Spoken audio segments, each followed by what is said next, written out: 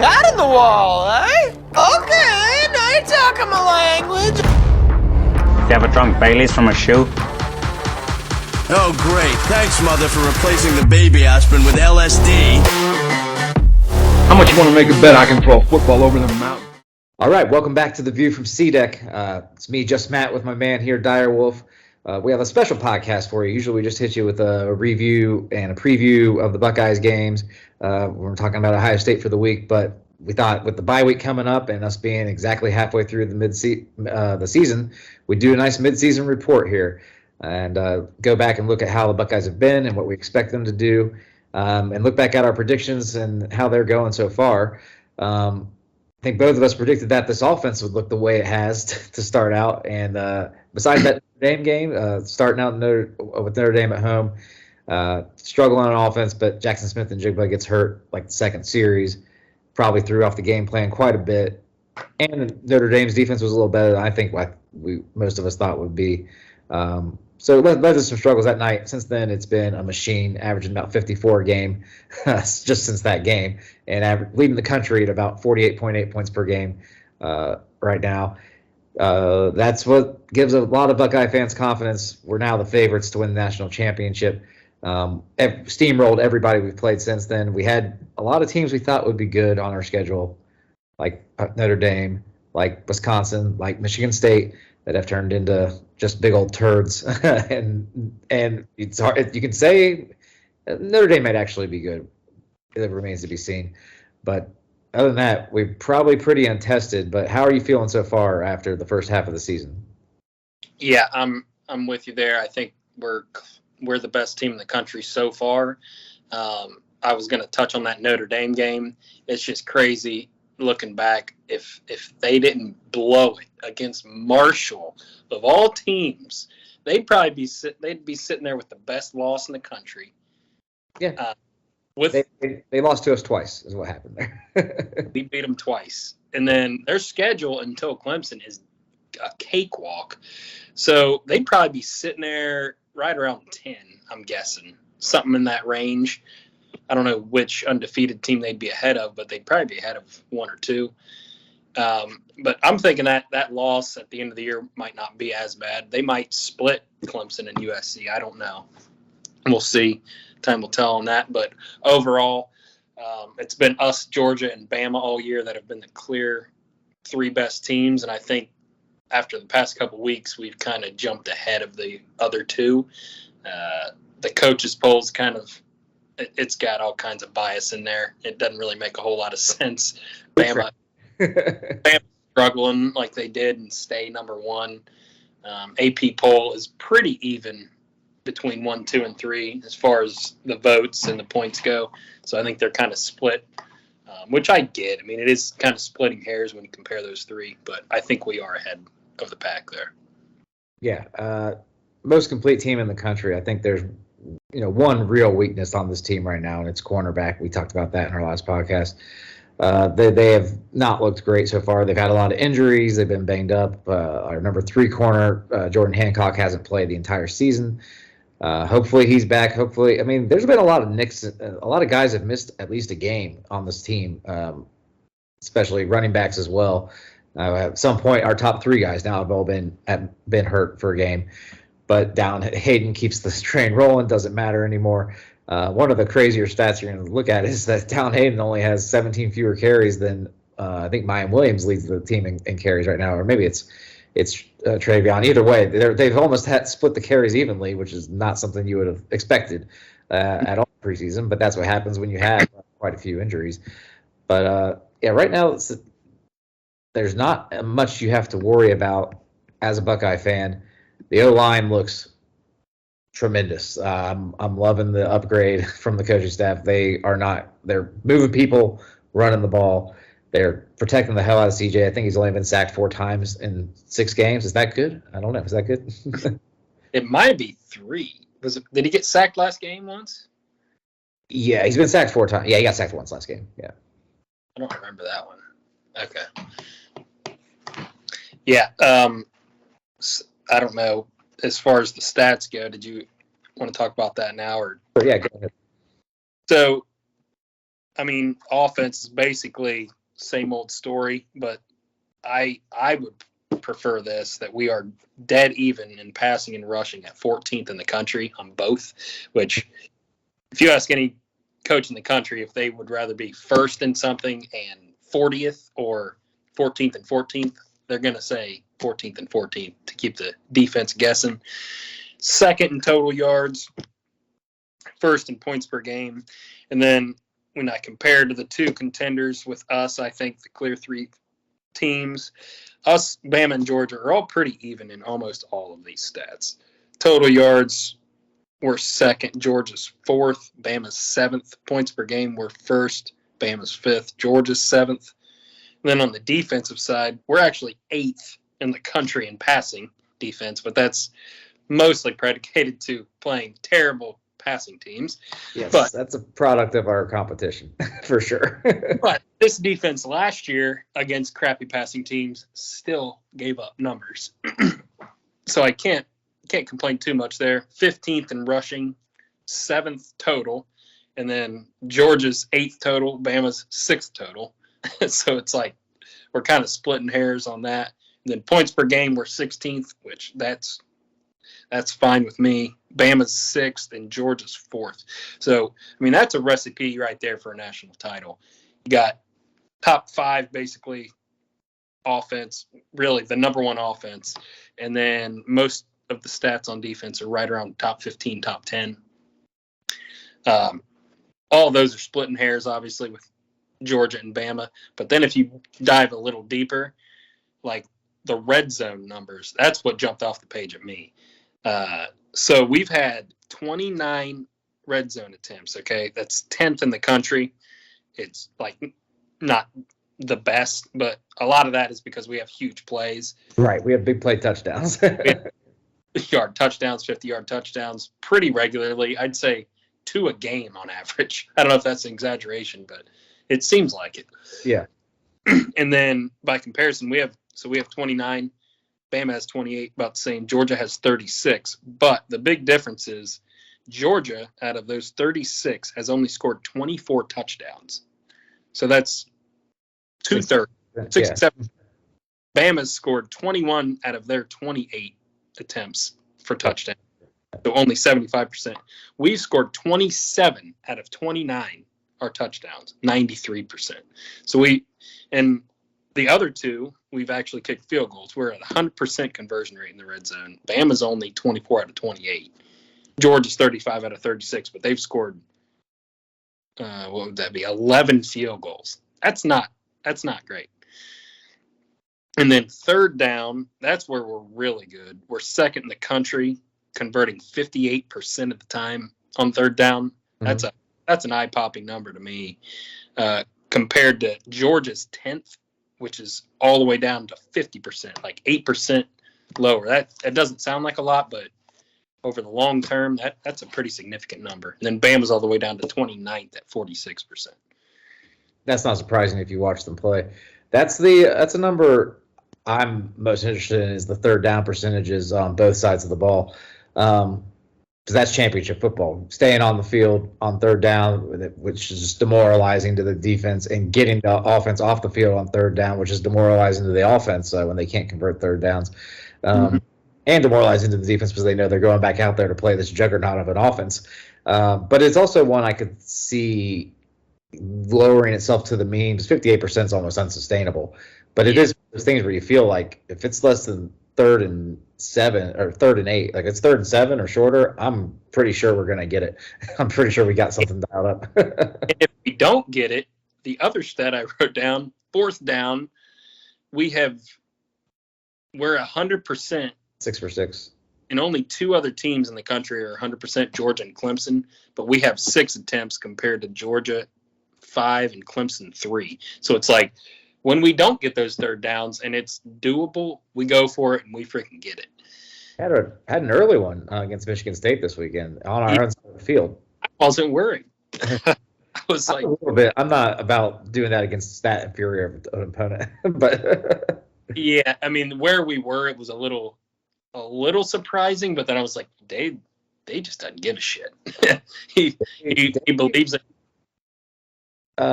So going back to the offense first, with all those great stats, the only thing I could see tripping us up offensively, this is kind of weird to say, but I think it's Day. There's times where he gets into, like I've said in a previous podcast, in like NCAA mode, where he's like wanting to get a certain stat or work on a certain thing so much that it kind of like, you're like, just take what's there. Just take what's there sometimes. We don't have to throw. CJ doesn't have to throw for 6 touchdowns every game.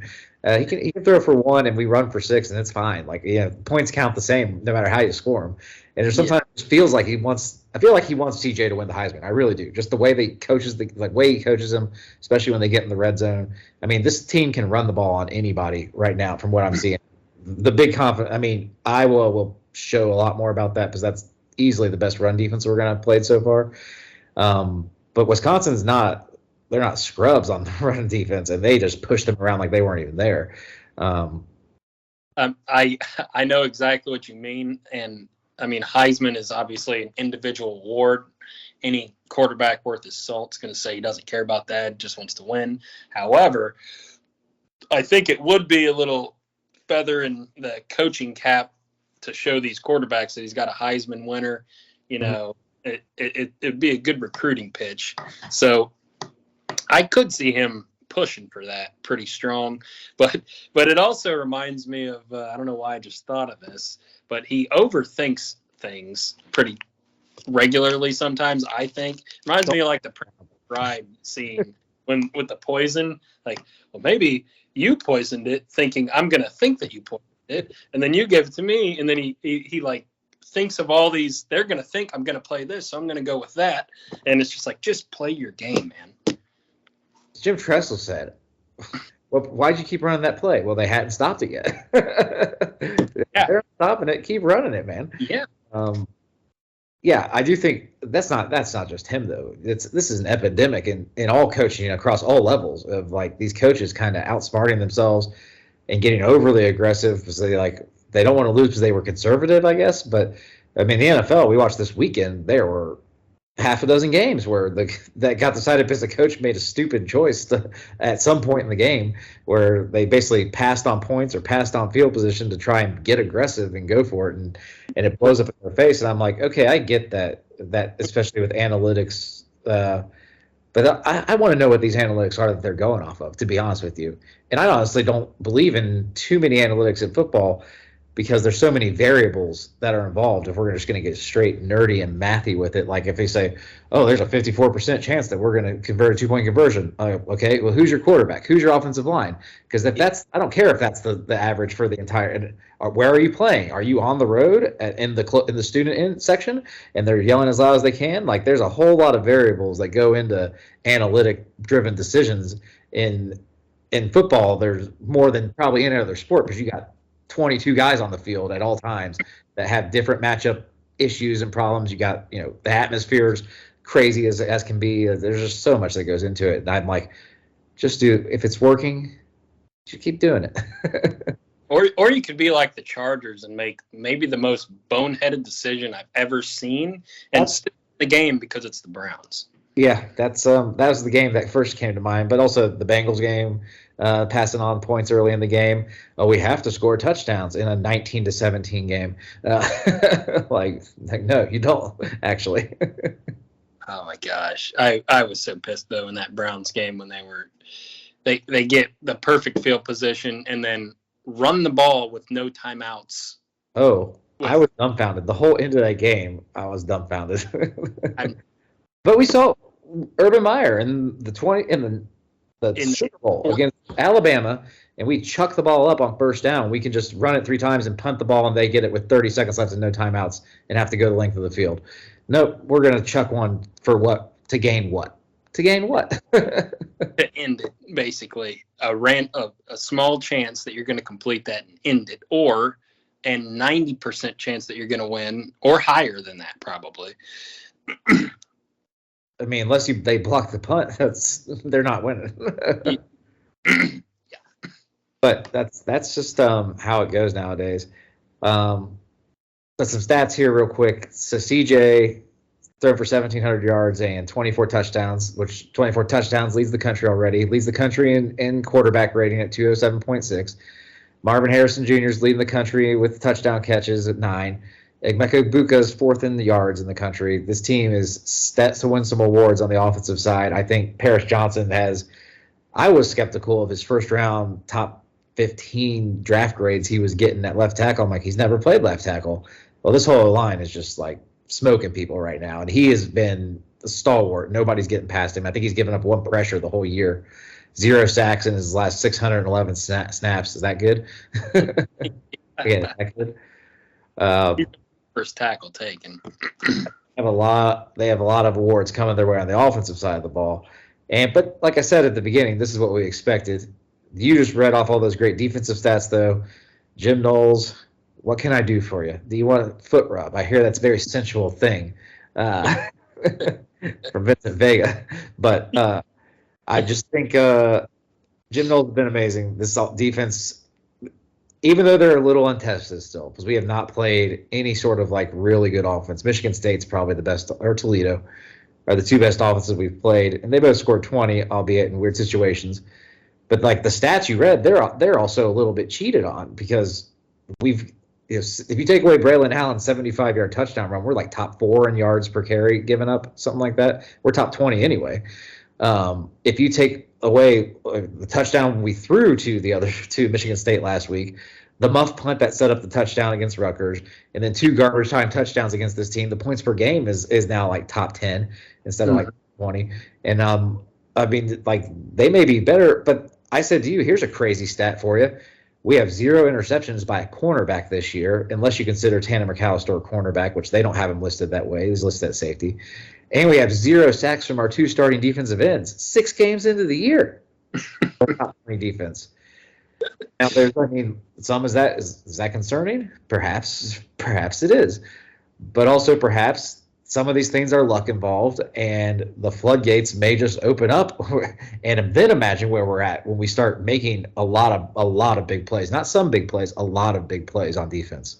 Yeah. And I don't think I mentioned the third down defensive stats. We're really good on that too. We're 8th in the country at 27% conversion rate on third down. By comparison, Georgia's 28%. They're 12th. So we're better than them slightly. And then Bama is 2nd in the country at 23%. So we're right there. I mean, almost every stat that can realistically gauge a team, we're like top 10. Yeah. Offense and defense. It's really incredible. And I mean, even if we go to special teams, the punting game has been excellent. Mirko we need to pin somebody deep, he's doing it every time, which is just what you want. Ruggles has only had to kick 3 field goals, and he missed a clutch one. I mean, like the biggest kick he's had, which was against Notre Dame, but it's first game of the year, whatever. I'm not too worried. I'm not too confident, but I'm not too worried about it either. And I don't think we're going to have many games coming down to field goals at this point. We also have the other kicker that's got the long leg is the transfer from USC. Yeah. He apparently can kick like 55-yard field goals. So I don't know if he's going to come in if that ever comes down to it, or if it'll. We'll go for it. Well, what if it's 4th and 15 on the 38-yard line? Mirko's going to pin it. Well, we've already seen this. Mirko's going to pin him at the 5. Even if it's tight. Well, say we're Got to get down to a game-winning kick situation. I guess we'll have to do it, but yeah. I don't think that's going to happen. Actually, no. I think maybe those coming this year. We'll do some superlatives here in a second, but I'll preemptively nominate the linebacking core as the most improved group. Defensively, the D-line's been very good, especially up the middle. And then the DNs have been fine. Like, they're creating tons of pressure. They're just not getting the home on the quarterback yet, but that'll happen. The safeties have been solid, and the corners have struggled. But the linebackers, especially, I mean, obviously Eichenberg and Steel Chambers, who we were talking about, especially Tommy Eichenberg. Who saw this coming? Not me. I mean, he had a great Rose Bowl, but who knows? It's just one game. he was awful, I thought, most of last season. I thought he was a Tough Borland 2.0, and now he's out there flying around sideline to sideline, making every single play you ask him to make. And he's the captain, basically, of the defense, telling everybody what to do. He's getting sacks every once in a while. I mean, yeah. Are you talking most improved on defensive or overall? We can do both sides of the ball. Let's do player on both sides of the ball.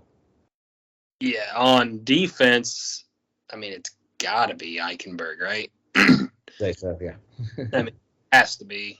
Maybe Lathan Ransom, because I thought he was not good last year either, and he has come and played with his hair on fire and basically has unseated Josh Proctor as the starter. Actually, I guess it could be Mike Hall. Because I thought Mike Hall looked really good when he came in last year. He just never played. Yeah. But if you were saying most improved unit between offense and defense, I'd almost argue the offensive line might have improved more than the linebackers. It's kind of a toss-up. It's funny because in our preview, those were the two units we called out as the question marks, and they both have been strengths for sure of the team. I'd say on offense, if I had to go with an individual player, that's almost hard to say because so many of them have been so good. But I'll go with Cade Stover. I did not see this coming from him at tight end, and we finally used the tight end. And when he gets the ball, he's a wrecking machine. He's killing people when he gets the ball. Finally, it's a weapon. It's been maybe the wrinkle that we've added because we haven't thrown much to the running backs at all this year. No. Yeah. I can save that for later. Don't tell Michigan. Yeah. I'd say it kind of sounds crazy to say this. I mean, they're all so freaking good, but I'd almost go with Mayan because I would have never thought coming into this year that I would ever say that he's better than Travion Henderson, and I'm thinking he is right now. He is. I think he is too. Some of that's him. Some of that's I think Travion. I said this to you before, but since the Penn State game last year, where he got hit a lot, big hits in that game for the first time. His running style's been a little just. He was breaking off 70-yard runs like they were nothing. Like it was like, holy crap, this kid's like, I don't even know what to call him. The next like Eric Dickerson or something, to go way back. But like where it's just like if he gets the open field, he's gone. And now this year he's not been the case at all. And I think part of it's the way the style with which he's run, which he's kind of like ran to contact, almost because he wants to like either absorb the blow or deliver the blow rather than get those big hits. But it's like I feel like it's hampered his style, like what makes him such a special player, which is like his speed and size combination. Yeah, and it's funny for me to say Mayan's most improved because going into the year, I thought he was the best backup running back in the whole country. So to say he's most improved is a little crazy to say, but the fact that he has the numbers he has and he's better than who I thought was the best running back in the country, either him or Bijan, I thought coming in. But yeah, that's probably who I would give most improved to. Yeah.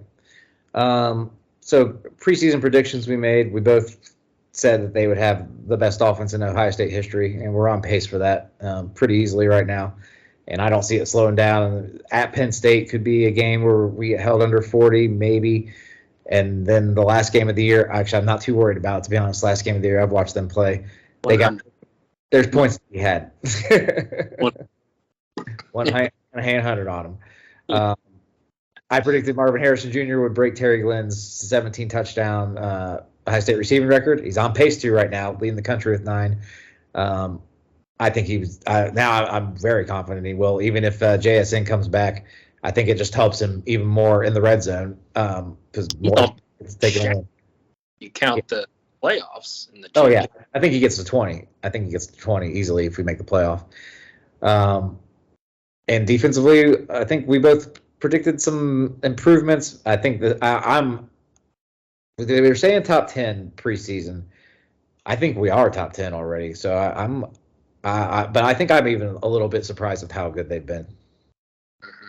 Yeah, I am too. Like you knew we were going to be better because of how bad we were last year and all these different in coaching. And then you heard all the confidence from Knowles in the off season, and you're like, Well, you better back it up because you don't hear coaches say stuff like that so bluntly. And my God, he's right.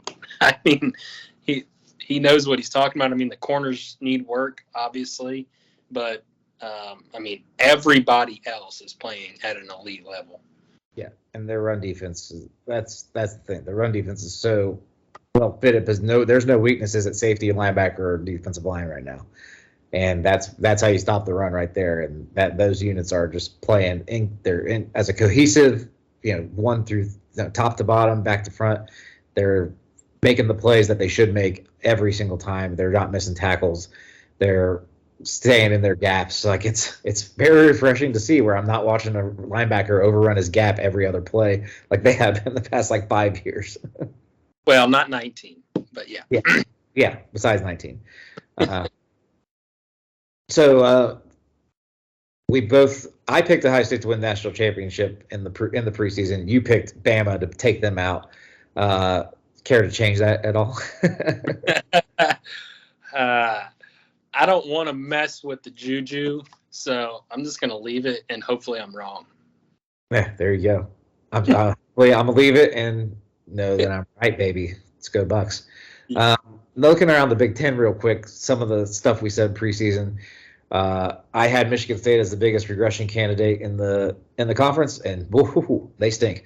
I was more right than I thought I'd be. I actually thought I was wrong after their first 2 games. They looked pretty good. And then they've gotten, ever since they started playing good offenses, that defense still not fixed at all. Getting their shit pushed in every week now, and I don't expect that to not continue because they still got Penn State and Michigan on the schedule. That's not going to be fun. Not fun for Sparty. What surprised me though is the Big Ten West. Now Minnesota being good, we kind of saw.